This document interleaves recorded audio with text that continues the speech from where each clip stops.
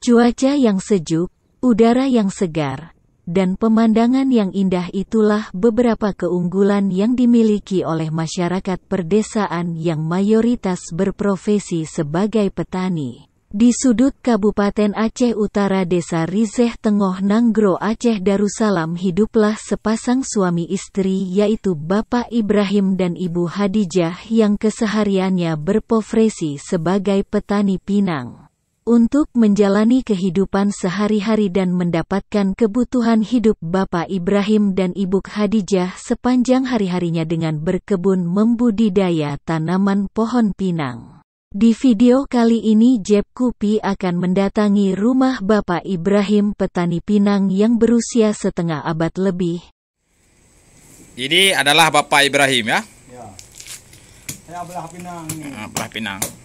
Bapak Ibrahim kalau satu hari itu berapa kilo Bapak Ibrahim bisa menyelesaikan mengupas pinang ini? 10 kilo? Ya.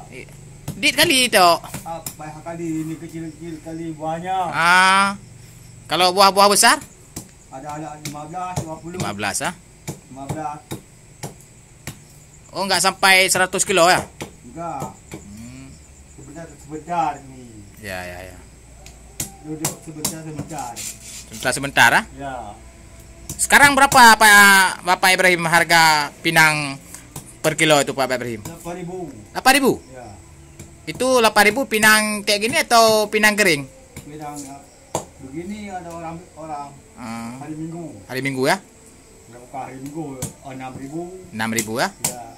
Kalau pinang udah kering 12. Atau pinang ngeruk itu? 12.000. 12.000? Ya. Oh ya.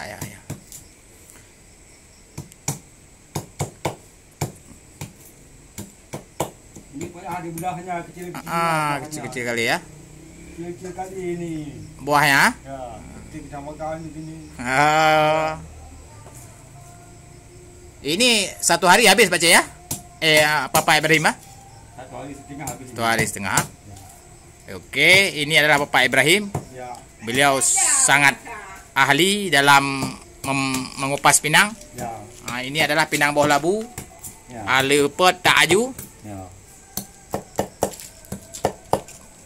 Ada pernah kena tangan Bapak Ibrahim selama mengupas pinang? Enggak. Sudah lebih kurang 30 tahun. Oh, lebih Ada yang kena tangannya? Sekali-kali. Sekali-kali ya.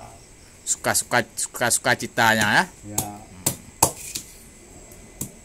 Oke Bapak Ibrahim. Ya. Terima kasih. Oke. Selamat mengupas pinang ya. Ya, sama-sama. Semoga pinangnya mahal dan Bapak Ibrahim bisa kaya. Oke. Terima kasih. Assalamualaikum warahmatullahi wabarakatuh. Waalaikumsalam warahmatullahi wabarakatuh.